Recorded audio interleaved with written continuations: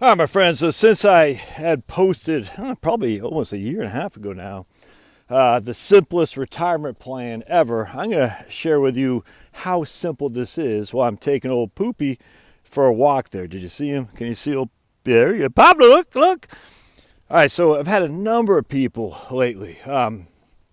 It's pretty interesting, actually, and it's fun to talk about this because I think a lot of people want to tweak things. Not the people I've been working with, but I think a lot of people, that I don't know if it's they need to be overly intellectually stimulated or they want to tweak something that's simple because there's a better way. I tell you, man, I'm going to tell you the simplest retirement plan you could possibly have right here.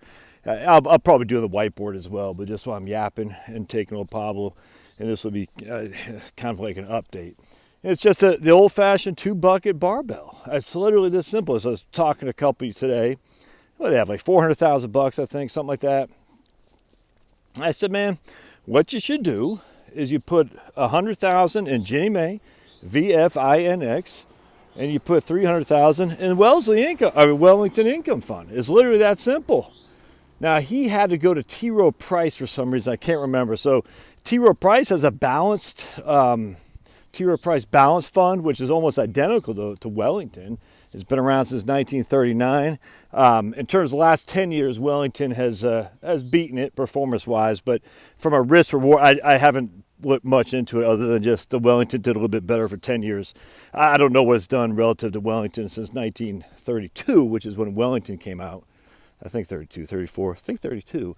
But this one has been around since 1939. Either way, both are great funds. But for me, I just like Vanguard. T. Rowe Price is a fine company. If you don't like the Baltimore Ravens, you won't like T. Rowe Price because they are in Baltimore. But for me, I'm sitting there thinking, man, so he's going to roll his to T. Rowe Price just because he's getting ready to separate from service, get it situated. And once it's over at T. Rowe Price, he can do whatever he wants. If later on down the road he says, I want to move to Vanguard, I want to move to Fidelity, I want to move to the bank, he can do whatever he wants. All right, so here's how it works. You get $100,000. Is that someone sitting there with a dog? Yeah, I think so. Maybe, or is that okay, maybe not. You got $100,000 sitting in a Ginnie Mae. All right, Ginnie Mae is VFIIX. VFIIX. The Ginnie Mae is a government national mortgage association. The Ginnie Mae's are 100% explicitly guaranteed by the federal government. They are literally a government bond. It's Ginnie Mae, GINNIEMAE, GinnieMae.gov, if you want to look at, check my math, so to speak. And the thing with Ginnie Mae is they literally guarantee VA loans, FHA loans, and things of that nature. So Ginnie Mae can't go bankrupt. There's no risk to Ginnie Mae because it's the most risk-free bond there is, like any treasury bond. The risk of Ginnie Mae's is refinances and things of that nature. That's just not really the big risk in this low interest rate environment. But Ginnie Mae, Vanguard, a long time ago, I don't know if you still can. I don't think you probably can anymore. It was so liquid you could write checks against it. All right, that's how liquid these funds were. I don't think you can anymore. But at the end of the day, so Ginnie Mae, any mutual fund is a T+1. Actually, don't quote me on that, but T+1 means basically you put a trade order in today, as long as it's before market closing at 4 p.m. Eastern time, and it'll be the cash will be available to you the following day. That's T+1. Again, don't quote me on all mutual funds. I don't know anymore if that's true. I know it's true for many. I just don't know if it's true for all, if that makes sense. It used to be T+5 for stocks when I first started. And then I went to T+3 for stocks. And funds were always kind of depending on the fund firm, Vanguard, USA, whatnot. I just remember that's how liquid it is. Basically, you have access to the cash essentially the next day, depending on the firm you're working with. So Ginnie Mae is liquid as can be. If you look at Vanguard Ginnie Mae fund, I think it's had 3 down years, maybe 4, but nothing worse than 3%. I think it was down 3.55 in either 94 and 99. I think that's the most it's ever been down, going back to 1980. I think it was 99 for some reason, when the feds were raising rates. The Ginnie Mae fell a little bit. So when people say, had a guy take issue, you can't lose money in Ginnie Mae. I say, well, you can. I mean, the Ginnie Mae itself, the bonds are guaranteed. But like any bond, you can certainly lose money. I mean, if you buy it today and it trades less than what you bought it for, tomorrow you will lose money. Even if the bond is guaranteed not to lose or go bankrupt, I mean, you can lose money. That's weird. But so just remember, when you say you can't, the Ginnie Maes are guaranteed, doesn't mean they don't trade on a different share price every day. It certainly does. The nice thing about Ginnie Maes, though, it sits right around $10 a share. Not a whole lot higher, not a whole lot lower, not much volatility. And I can't remember what the yields are right now. Maybe 2.25, 2.5, or something like that. I just like it. I like Ginnie Mae. So for my cash bucket, I'm using Ginnie Mae. So I'm putting $100,000 in Ginnie Mae. My other barbell, if you want to be more, this is where it gets a little, I don't want to say challenge. I like the Wellington fund. And the reason I like the Wellington fund is it does have about 35% bonds. And I do believe for retirees, bonds give you a certain reprieve from the craziness of stocks that go up and down. And the facts are stocks, from October 2007 to March 9th of 2009, the S&P 500 fell 55%. The Wellington fell 35% during that time. So in 2008, where the S&P 500 was down 37%, the Wellington was only down 22. And I say 22 kind of facetiously because that's still a lot of money. But the reason it didn't fall as much is because the bonds gave it a reprieve from 100% stocks. And then if you look at 2001 and again in 2002, the S&P 500 was down 9, 12, and 22% respectively. If memory serves, the Wellington fund I think actually made money from 2001 and 2000. I think it was actually up, whereas in 2002 I think it was down 10% or something like that. I can't remember, but again, the bonds gave it somewhat of a reprieve from the stocks that got hammered. And so that's one of the reasons I like the Wellington fund, especially for retirees, because you're not as much downside risk, presumably, as there would be for 100% S&P 500. So I like it, and I think that's a good fund to have for your second of the plates of a barbell. So if you think about a barbell, you got 2 plates on there. We'll just say 45-pound plates.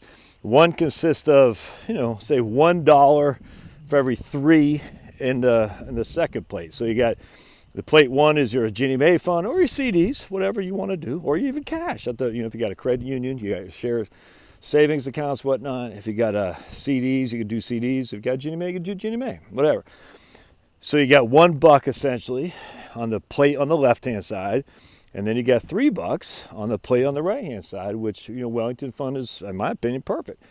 Because what happens with the Wellington fund, the point that it serves is that like a 3-bucket approach. A 3-bucket approach would have cash, bonds, and stocks. So you got cash in the first bucket, bonds in the second bucket, and stocks in the third bucket. Well, the Wellington fund kind of serves that purpose, all right? So you still have the bulk of your portfolio, cash, bonds, and stocks will be in stocks. That will give you the growth to keep up with inflation. But you still have enough bonds so you don't get killed, all right? And then you got cash, you can live on. All right, so that's how you do it. That's simple. So the 2-plate approach, the barbell approach, $100,000 in Ginnie Mae, and then you got $300,000 in Wellington fund. I think it's great. Now for me, because I'm only 49 and I don't plan on needing this money anytime soon, I want to keep enough in cash to pay the bills, and then I got the rest 100% stocks. And it depends on your level of risk. If you're more risky, then don't have Wellington fund. Just have 100% S&P 500. If you're less risky and you want more bonds, then you have the Wellesley fund as opposed to Wellington. Now the drawback is you have to have these at Vanguard, is my understanding. So that does kind of stink. All right. Now part 2 of this, here's how you do it. All right, so you got $100,000 on plate 1, and you got $300,000 on plate 2. All right, so what's that? $400,000 total. We're just going to say 5% distributions a year. So that's $20,000 you're going to take a year off the portfolio. All right, so you wake up one day and the plate 2 is down. It's down to, we'll just say, 300. We'll say it's down to 270. So you lost, I don't know what that is, 7.5%, I guess, or even down to 250. So plate 2 is down, but you need $20,000 to live on. So what you do is you don't touch that plate. You draw the 20,000 bucks from plate 1, which is your Ginnie Mae, because Ginnie Mae is not going to lose any money, most likely. It'll probably make you some money. In this case, it'll probably make you a couple $1,000 in interest. So you don't touch plate 2 when the market is down. You don't. You leave that be. You touch plate 1 when the market is down. All right, so if you need 20,000 bucks, you take it from plate 1. The following year, plate 2 is now up. We'll say to 310. Well, you take 10,000 from that plate. All right, so you got 10,000 from that plate because you started with $300,000 and now it's up to 310. You take 10,000 from plate 1 and you take the rest from plate 2 and you take the rest from plate 1. That way you're kind of breaking even on plate 2, the aggressive plate. So now you say, okay, now plate 1 is down to 70,000 bucks. I took 20,000 from there and I'm taking 10,000 from plate 2. So 70,000 bucks in plate 1, 300,000 in plate 2, if that makes sense. Now year 3, we'll just use plate 2 is up 30%. Just use that for example. So now you're up to, what would that be, 390, something like that, right? 30, yeah, 390. Again, it's not likely, but I'll just use that for example. Well, you need 20,000 bucks. And again, whatever the situation is, make your own numbers work here. Well, you take the $20,000 from plate 2 and you replenish what you need in plate 1, which would be 30,000 bucks. So you take $20,000 from plate 2, that gives you 370. You take another 30,000 bucks in plate 2 to put back in plate 1. So now you're at 340 in plate 2 and 100 in plate 1. And just keep doing this. You keep doing this, you keep doing this, you keep doing this. Now, sometimes, on a rare occasion, as I've done with my spreadsheets, this won't work that well because all of a sudden now your plate 2 has dropped for 3 consecutive years. You're like, oh, and your plate 1 is beginning to diminish. Well, in that case, you're going to have to start tapping into plate 2 at that point if your plate 1 has been exhausted. Not likely to happen. We haven't had, we had 5 years of cash in this regard, which I love 5 years. I'm not familiar with any 5-year time in history where you lost money consecutively in the markets. I'm not. If you look at Wellington, it's never happened. So, now will Wellington ever get above what you put in initially over 5 years? Off the top of my head, I don't know. But if the plate 1 is down to your last 18,000 bucks, and Wellington is now, the plate 2 is down to 280, well, inherently, let's use common sense here. You're gonna have to take some money from it if you want to live, or you have to do some massive belt tightening. Again, that's not likely to happen, but it had happened. And off the top of my head, I can't remember because I did all these numbers on my spreadsheets last year, and I'll do it again, updating for 2019. But the 70s were when it happened, if memory serves, because the 70s were such a freaking bear, man. You had mass inflation, low returns on stocks, just horrible, horrible investments. Thank you, Richard Nixon. Everyone wants to blame Carter. Nope, it's Nixon. Nixon. Look, Carter wasn't great either. The great malaise, but Nixon's the one who got us into Keynesian economics, and that was bad. So anyway, that's not likely to happen again just because we're in a low inflation, low growth, low unemployment scenario, which I presume is going to maintain itself like this for many years to come, which means the 70s won't hit us again, most likely. But if it were to happen, well, you're going to have to adjust accordingly. There's nothing guaranteed in this stuff at all. It's just simple. And again, I'll show you what it looks like on the when I do the whiteboard downstairs. But for the time being, just keep in the back of your mind the barbell approach: 100,000 in Ginnie Mae, 300,000 in Wellington. Wellington goes up, pull your money from Wellington. Wellington goes down, pull your money from Ginnie Mae. That's it. It's literally that simple. And then just adjust accordingly each and every year from there. All right.